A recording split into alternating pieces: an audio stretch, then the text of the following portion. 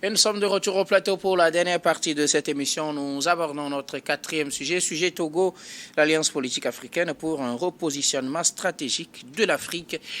Ce mardi, les membres de plusieurs pays ou les ressortissants, ministres des Affaires étrangères et chefs de diplomatie de plusieurs pays africains se sont retrouvés dans la capitale togolaise pour repenser au positionnement stratégique du continent. L'Alliance politique africaine, cette initiative portée par la diplomatie togolaise s'élargit et se rencontre pour la troisième fois pour réfléchir à comment repositionner notre continent face aux défis actuels du monde. Nous en parlons avec nos invités. Dieudonné, vous vouliez l'aborder avant, vous aurez l'occasion donc pour ce sujet de nous dire ce que vous vouliez dire avant. Je ne dis pas forcément que c'est vous qui allez prendre la parole. Mais c'est lui qui prend la parole. Vous savez que pour le quatrième sujet, la parole est à qui veut la prendre en premier pour se prononcer sur ce sujet. Non mais écoutez... Ok. Je n'avais rien dit à Dieu. Même si tu m'as imposé. C'est une bonne chose de s'asseoir et de réfléchir à des sujets de telle envergure.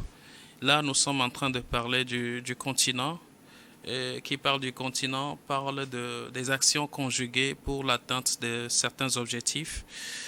Et aujourd'hui, le Togo se fait pionnier dans cette prise de conscience qui appelle l'Afrique à se mettre, je ne dirais pas ensemble, ou alors, mais à se positionner pour faire peser plutôt sa voix dans l'échiquier international. Je pense que ce n'est pas nouveau, cette initiative qui est en train d'être prise, ou alors que le Togo est en train de piloter au travers son ministère des Affaires étrangères. Il y a de cela quelques années, d'aucuns parlaient des États-Unis de l'Afrique. Et il y a des esprits qui sont aussi passés par là. L'idée, c'est quoi?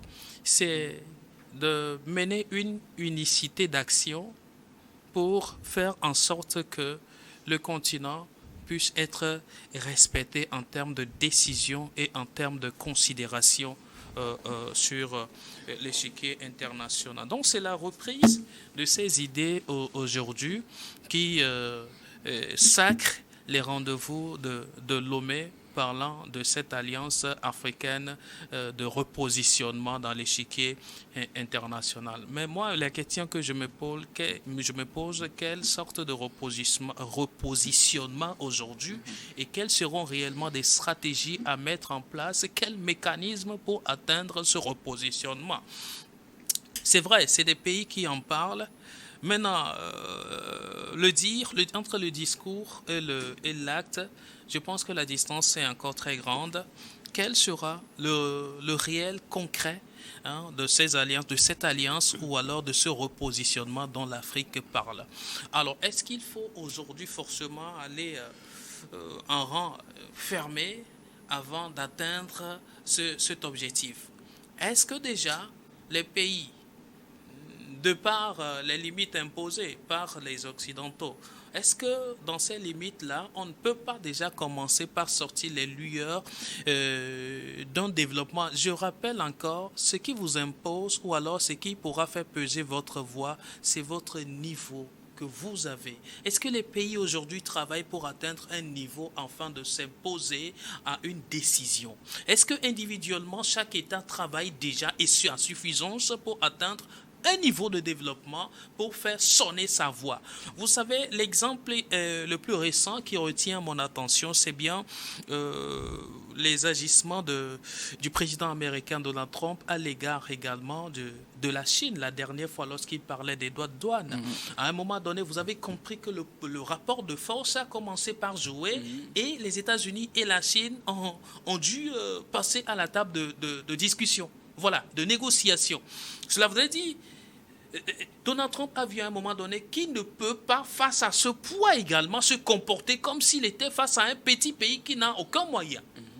Donc, en fonction de qui vous êtes, l'imposition ou alors l'impact que vous pourriez avoir sur l'échiquier que vous rêvez. Aujourd'hui, est-ce que individuellement, nous commençons déjà, les pays africains commencent déjà par prendre le poids nécessaire, par prendre la taille nécessaire, avant de se mettre ensemble pour véritablement mettre en place une stratégie d'imposition aux décisions internationales? Moi, c'est des sujets auxquels je réfléchis longuement. Le tout ne sera pas les décisions ou alors les discussions dans des chambres climatisées. Il faut l'acte du terrain maintenant pour ramener l'Afrique sur la table, l'Afrique qui doit être l'objet autour duquel on doit parler à travers le monde. Pour vous, ce n'est pas la peine de vouloir se rassembler pour le moment.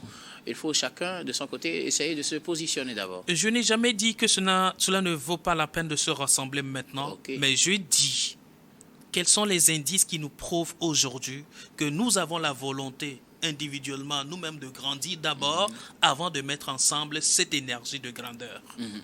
C'est la question. Alors, Firmin Teko Agbo, la PA s'est réunie ce 2 juin à Lomé pour réfléchir sur le repositionnement du continent. L'Afrique n'occupe pas une place de choix sur l'échiquier mondial. Il faut donc se réorganiser, il faut se repositionner. Oui, il faut se repositionner, oui, c'est une bonne chose, vous savez. Mais il faut juste partir de ce constat. Nous n'existons pas. Pourquoi vous dites qu'on n'existe pas? L'Afrique n'existe pas. On existe quand on peut intervenir dans les grandes décisions. La plupart des grandes décisions, à plus de 90%, se prennent sans nous. Je vous ai cité tout à l'heure Aimé Césaire, de la première partie, qui dit « Laissez les peuples noirs entrer sur les grandes scènes de l'histoire ».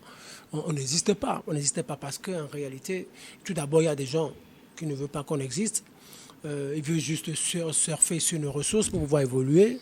Autant on évolue, autant on devient une menace pour eux.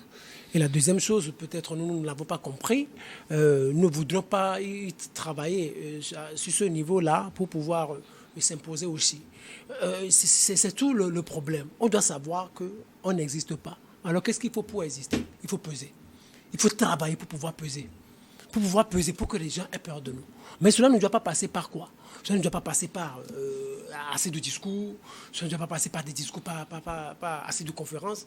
Nous faisons comme nous aimons tellement jouer la victime. On t'a dit oui, il y a la colonisation qui est passée par là, on nous a colonisés, il y a l'esclavage. Qui on n'a pas colonisé dans ce monde? Qui on n'a pas colonisé? Les pays européens ils ne sont pas colonisés. Oui, vous savez, du moins certains. Oui, quand vous voyez même là... Maintenant, ils ont été dominés, certains ont dominé, d'autres... Oui, exactement. Pas comme pour nous. Oui, non, mais écoutez, nous ne trouvons pas chaque fois de justice pour justifier notre... Non, mais je répondais juste à votre question. Oui. Mais merci pour la réponse. Vous voyez, par exemple, que ils ont traversé la bourgeoisie et le prolétariat. Tout le monde a appris ça à aller à l'école. Il y a eu des esclaves dans plusieurs pays du monde européen. Il y a eu des esclaves, il y a des gens qui ont été traités comme des esclaves. Vous connaissez la guerre du Vietnam. Vous savez comment les Chinois aussi, à un moment donné, ont souffert. Mais dans l'histoire, vous n'allez jamais voir des Chinois dire « Oui, nous avons subi ci, nous avons subi ça ». Ils se sont dit « Il faut qu'on existe, il faut qu'on travaille ». Que les Africains commencent par réfléchir. Où est-ce que nous voulons aller? Quelles sont les ressources dont nous disposons? Ressources humaines, ressources matérielles, ressources financières. Qu'est-ce que nous pouvons faire pour pouvoir peser sur le monde? C'est ça la question fondamentale. Quand on voit le concert des Nations, quand on voit le Big Five du Conseil de sécurité des Nations Unies, on n'hésite pas. On subit seulement des décisions. Ça va toujours continuer. Si nous allons chaque fois penser que les questions vont se régler par des conférences, nous nous trompons. On parle de la 3e édition de l'APA. La première édition, les conclusions sont où? La 2e édition, les conclusions sont où? Et la 3e édition, les conclusions sont où également? La meilleure des choses, c'est de s'asseoir. Où est-ce que nous sommes en train d'aller? Vous voulez parler de la mise en œuvre des conclusions? De la mise en œuvre de ces conclusions-là. On a fait la première édition, on ne sait pas où se trouve, on ne se rappelle même pas ce qui a été dit, et on ne sait pas là où se trouve exactement aujourd'hui ces conclusions. La 2e édition aussi, même chose. Et la 3e édition, on vit la même chose. Où est-ce que nous sommes en train d'aller? Il y a des sociétés qui vont organiser des conférences les jours à venir par rapport à l'Afrique, par rapport à la conférence de Berlin. Vous voyez, c'est la même chose, On se plaint de trop. Ça ne nous mènera nulle part. Il faut qu'on s'asseye. Regardez, moi je vous fais juste un petit récap de la situation. Nous prenons la Chine. Les Chinois, à un moment donné, se sont rendus compte que les autres avancent sans nous. qu'est-ce qu'il faut faire? Nous n'avons pas de ressources compétentes, nous n'avons pas de l'expertise. Bon, qui sont meilleurs que nous? Les Européens, les Américains sont meilleurs que nous. Donc, on envoie nos enfants en Europe, aux États-Unis ou en Occident, bref. Maintenant, après la formation, ils reviennent. Allez, ce que vous avez appris là, vous l'implémentez ici. Et maintenant, vous ne partez plus. On met à votre place, on met à votre disposition des ressources techniques, matérielles, financières, pour que vous puissiez mettre en œuvre ce que vous avez appris là-bas. Et ouais, c'est comme ça, la Chine a commencé par évoluer. Et la Chine, aujourd'hui, en termes de matériel et autres, alimente beaucoup, ou contrôle de moins 10% des ports européens, des ports occidentaux. C'est extraordinaire parce qu'ils se sont levés. Nous, il y a des milliers d'Africains étudiants bacheliers qui quittent le continent africain chaque année, juin, septembre, pour aller étudier en Europe, en Occident. 80-90%, ils restent, ils servent l'Europe. Pendant ce temps, on dit, on veut exister, on ne va pas exister. Parce que ceux-là qui vont développer le continent sont ailleurs. Nous les laissons partir et nous leur demandons, nous leur disons, restez là-bas, travaillez pour développer ces pays-là. C'est ce que nous sommes en train de faire. Nous avons des ressources nous n'avons pas de main pour pouvoir exploiter ces ressources, nous n'avons pas l'expertise nécessaire. Alors que si nous permettons à ceux-là, à ces jeunes-là qui quittent, si nous leur permettons de revenir avec leur expertise, ils vont nous permettre de mettre en place des structures, des industries qui puissent nous permettre d'exploiter ces ressources-là et de créer de l'emploi, de créer de la richesse. On n'arrive pas à le faire. Ces jeunes sont là avec leur intelligence, ils servent d'autres continents. Et quand nous on a des ressources, on n'a pas d'experts, on fait venir des investisseurs qui exploitent nos ressources et ils prennent 80%, ils partent et ils nous laissent 20%. On ne peut pas se développer avec ça. Je pense que ces rencontres-là, quand on va parler de repositionnement de l'Afrique, repositionnement stratégique et diplomatique, il faut tenir compte de ça. Parce que c'est avec ça qu'on se développe. La France, par exemple, n'a pas le cacao, la France n'a pas le café non plus. Mais elle vient sur le continent, elle cherche le café, elle cherche le cacao, elle va, maintenant elle met en place de grandes industries, emballage de chocolat, des appareils qui puissent transformer le cacao en chocolat. Des milliers d'emplois sont créés sur tout l'étendue du territoire français et cela engendre des millions d'euros. Et au même moment, nous qui produisons le café ou le cacao, nous sommes pauvres. Nous avons le coton au Togo, nous avons le coton dans plusieurs pays, au Bénin, tout ça. Mais c'est d'autres qui viennent les exploiter. Et maintenant, comme on n'a pas l'expertise nécessaire, ils exploitent cela et maintenant ils rapatrient les sous. On ne peut pas évoluer, on ne peut pas se repositionner de façon stratégique avec ça. Ça ne peut pas marcher. Nous devons être conscients de la réalité, commencer avec l'éducation, mettre en place des structures qui puissent nous permettre d'avoir un niveau d'éducation élevé, qui puissent nous permettre de pouvoir exploiter nos ressources nous-mêmes. Sinon, ça ne peut pas marcher. Nous allons vivre dans l'émotion. Oui, les Blancs, ils ont volé nos grands-parents. Ils ont volé nos grands-parents et ils ont pillé nos ressources. Ils ont pillé nos ressources matérielles. Nos grands-parents ont été obligés, ont été contraints de quitter le territoire. Ils sont allés s'installer aux États-Unis. Ils sont allés s'installer en Europe. Et aujourd'hui, nous sommes en train de souffrir. Bien sûr, au 19e siècle, ou bien avant, on nous a triché en termes de ressources humaines. Mais aujourd'hui, c'est nous-mêmes volontairement qui envoyons nos ressources humaines en France et aux États-Unis pour exploiter, pour étudier et construire ces pays-là. Aujourd'hui, ce n'est plus nous. Regardez, tout ce que nous dépensons. Quand vous voyez la plupart des supermarchés en Afrique, les produits viennent d'où? De l'Europe. Et quand nous allons dans ces supermarchés, nous laissons nos ressources financières, ou nous achetons, nous payons ces produits. L'argent va où? L'argent va en Europe, l'argent va aux États-Unis, l'argent va en Occident. Ça veut dire aujourd'hui, nous alimentons volontairement les caisses des pays occidentaux. Ça ne peut pas nous permettre de nous élever et de nous repositionner sur le plan stratégique, encore moins sur le plan diplomatique. Je donne ces mots. Oui, j'avais l'impression que Firmin a retrouvé le chemin là. Je pensais même lui laisser tout simplement laisser le micro à continuer. De toutes les façons, j'admire vos développements. Et c'est parfait. D'accord. Alors, je me dis... C'est une première, hein? Bah écoute, c'est normal. Je me dis, comment pourriez-vous rivaliser avec quelqu'un à qui vous donnez les moyens déjà? Vous le positionnez, vous participez à son positionnement. Et maintenant, vous voulez, je ne sais pas, il y a trop de cacao. De toutes les façons, moi j'apprécie le Togo d'être aujourd'hui le centre des grandes conférences. En tout cas, c'est admirable. C'est bien que nous soyons au cœur des grandes conférences aujourd'hui. Et que le Togo soit le pionnier de cette initiative que j'apprécie. La première, la deuxième. Et nous sommes à la 3e édition. Mais je poserai les mêmes questions où sont passées les conclusions de toutes les éditions? À quoi ont servi les conclusions des éditions précédentes? Et aujourd'hui, voilà des exemples assez clairs que nous sommes en train de citer. On n'est pas en mesure de valoriser aujourd'hui les compétences endogènes, les ressources endogènes, mais on parle du repositionnement stratégique.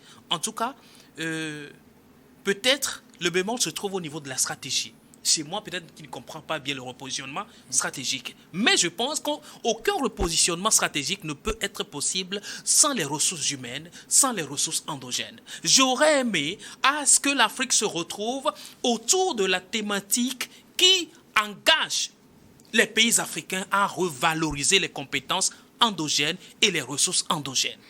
Vous savez... Vous voulez dire que les compétences endogènes ne sont pas réellement valorisées? Malheureusement, non. Et vous le savez mieux que moi. C'est vrai. Aujourd'hui, même la simple prestation de service, envoyer qu'un local, ou alors que vous soyez peut-être exerçant de ce même domaine de métier, vous envoyez un proforma, et au même moment, un étranger envoie un proforma. Vous savez, la qualité se trouve avec l'étranger.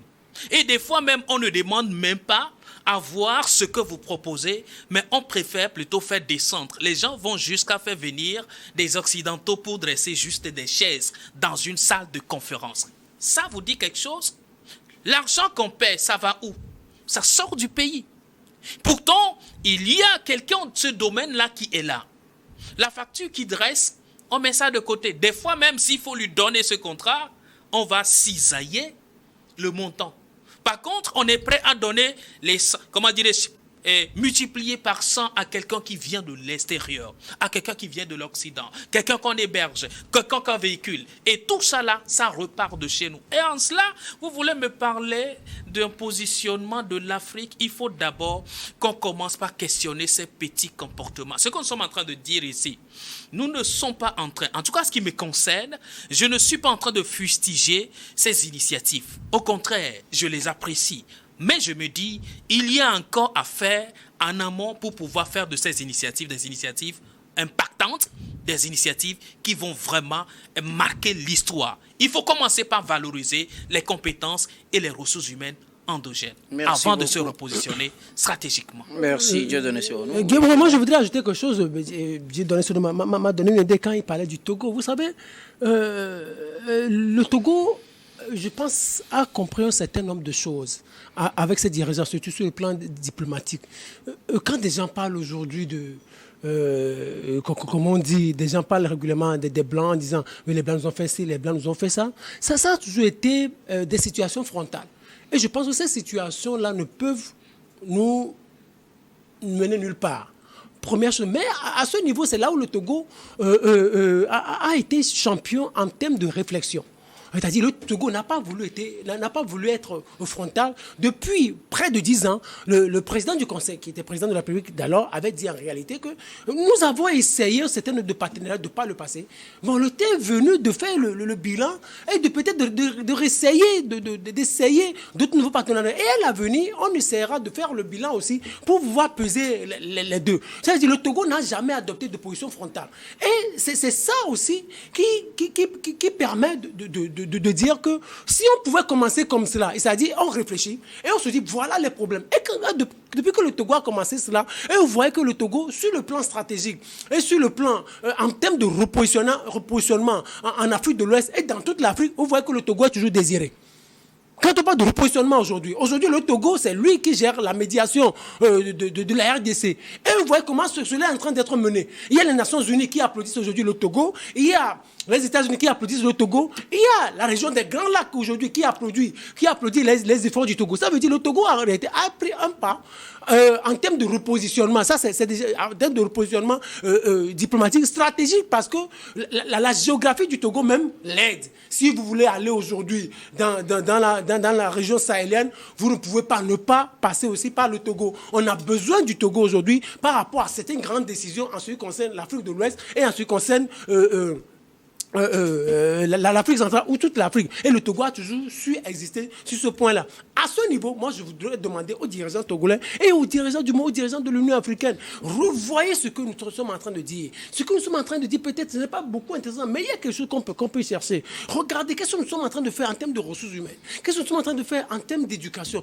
Nous avons des bras valides qui partent sur le continent, que nous envoyons volontairement pour aller servir ailleurs. Une fois leur formation terminée, qu'ils reviennent et qu'ils mettent en place, qu'ils essaient d'implémenter ce qu'ils ont appris ailleurs. Et ça qui est important. Sinon, moi je dis félicitations à tout ce que le Togo est en train de faire en termes de conférences, en termes d'efforts en matière de paix. Ça, c'est ça qui nous permet d'exister sur le plan stratégique, c'est ça qui nous permet d'exister sur le plan diplomatique. Merci beaucoup à vous tous pour vos contributions. Nous arrivons pratiquement à la fin de ce numéro de Regard Croisé. Mais avant de nous séparer, notre habituel dernier tour d'étape, ce sera pour vos mots de fin sur un sujet de votre choix. Je commence par vous, Dieudonné Sirono. Non, merci. Moi, je tiens à remercier tous les téléspectateurs et internautes qui prennent leur temps de nous suivre. Vos encouragements, vraiment, nous vont droit au cœur. Merci beaucoup. Nous ne faisons qu'une infime partie de ce qu'il faut faire. Moi, je voudrais m'intéresser à un sujet qui toujours secoue la toile jusqu'ici. Ce n'est pas le sujet auquel vous pensez, mais je parle de l'énergie dans mon pays. Alors tout dernièrement, nous comprenons que la CET a décidé de facturer les éléments d'entretien des compteurs prépayés et puis avec des démarches techniques assez précises. Moi j'ai vu tout cela, je me pose la question, alors finalement, permettez la redondance, on finira par nous faire payer sur les téléphones que nous avons en main. Parce que quand je prends par exemple le Cash Power, le compteur prépayé, l'usager paie d'abord plus de 50 000 francs avant de l'avoir. Cela voudrait dire, en réalité, il a payé cet appareil-là. Mais on parle de location. Frais de location. Bon, comment vous pourrez payer quelque chose et vous le louer à la fois? Et puis, on me parle de frais d'entretien. Vous entretenez quoi sur le compteur Cash Power? C'est comme on dit qu'on entretient mon téléphone que j'utilise. Le téléphone que je recharge et j'utilise le crédit quand ça finit, ça finit. Quand tu n'as plus d'unité dans ton Cash Power, alors tu es au noir. Tu retrouves la lumière que quand tu le recharges. Alors ça veut dire que c'est sous mon contrôle total. Mais au même moment, on me dit qu'on fait l'entretien. Mais je n'ai jamais vu un technicien venir faire l'entretien, je ne sais pas. Pour les compteurs mécaniques, même pour les compteurs post-payés, est-ce que vous en voyez? Je veux encore leur accorder un crédit par là. On peut encore comprendre. Mais le compteur prépayé, mon téléphone que j'utilise, que vous me dites que vous me l'avez loué, à quel moment j'ai signé le contrat de location? À quel moment vous venez entretenir cet appareil? Il y a des choses qu'il faut vraiment revoir. Et ce sont ces points-là qui amènent les Togolais à verser dans certains écarts qu'il ne fallait pas. Moi, je pense que techniquement, sur le plan social, il y a des choses qu'il faut vraiment revoir. Je sais qu'on a une grande masse salariale aujourd'hui, mais ce n'est pas à tous les coups. Il faut voir ce que vit le Togolais. C'est important. Je ne sais pas, peut-être si Firmin est un technicien de la CET, il va vouloir me répondre, mais moi je trouve qu'il y a lieu d'aller autrement aujourd'hui pour faciliter la vie aux Togolais. En tout cas, merci à tous ceux qui travaillent pour la paix au Togo. Merci beaucoup à vous, Dieudonné Sirono. Firmin ne travaille pas à la CET, à ce que je sache. C'était en tout cas vos mots de fin, Dieudonné Sirono, journaliste, directeur général de l'Elios Service. Merci d'être passé sur ce plateau. C'est moi qui vous remercie, docteur. Firmin, t'es quoi vos mots de fin? Ouais, Dieudonné, c'est un taquin. Au fait, tout ce que Dieudonné dit par rapport à la CET, vous savez, le coût de l'électricité, ça devient de plus en plus cher. Alors nous demandons qu'un travail énorme soit fait pour pouvoir revoir le coût et pour que cela impacte moins le quotidien du Togolais. Les temps sont durs, il faut le reconnaître. C'est pas seulement au Togo, mais au Togo ces derniers temps, la hausse de ce coût-là, ça nous a tous surpris et ce n'est pas trop bon, ce n'est pas doux. Et la deuxième Deuxième chose, de donner à parler aussi de paix. Le Togo, c'est un pays de paix. Vous savez qu'au niveau du Centre de recherche de géopolitique internationale Fimet Tekou Agbo, nous faisons la promotion des valeurs civiques, des valeurs citoyennes, des valeurs patriotiques. Alors, nous voudrions demander à tous les Togolais, dans leur quotidien, d'essayer d'adopter des valeurs civiques, des valeurs patriotiques. C'est notre pays à tous. Aimons-le, aimons cette patrie, disons non à la non-violence, disons non à la violence, ne faisons rien pour amener la violence dans notre cher pays. Combattons la violence. Tous les tests que nous avons au Togo promeuvent le civisme, promeuvent le patriotisme. Alors, nous devons être patriotes. Moi, j'appelle tout le monde à plus de responsabilités, à plus d'actes civiques, à plus d'actes patriotiques. C'est notre pays. Il faut que nous l'aimions. Et nous demandons aux dirigeants de tout faire, de mettre en place des politiques qui puissent aider tous les Togolais, qui puissent contribuer véritablement au bonheur du peuple togolais. Nous savons déjà qu'ils font assez, mais nous leur demandons encore plus d'efforts. Plus d'efforts, plus d'efforts. Merci beaucoup à vous, Fimet Tekou Agbo, chroniqueur politique, directeur du Centre de géopolitique et de recherche qui porte votre nom, Fimet Tekou Agbo. Merci d'être passé sur ce plateau. Merci Guillaume Ross, c'est un honneur et merci à tous. Nous allons dire merci également à toutes les équipes techniques et rédactionnelles qui nous ont aidés à préparer et à présenter cette émission. Merci beaucoup à Pierrick Obanikoa à la réalisation, à Richard, à Médessou, Solange Guéli et Prudence Makoui à la diffusion, à Stephen Kouono à la caméra et surtout à vous, très chers téléspectateurs, de nous avoir suivis. C'est la fin de ce numéro de Regard Croisé. Je vous retrouve demain avec le même plaisir pour un autre numéro.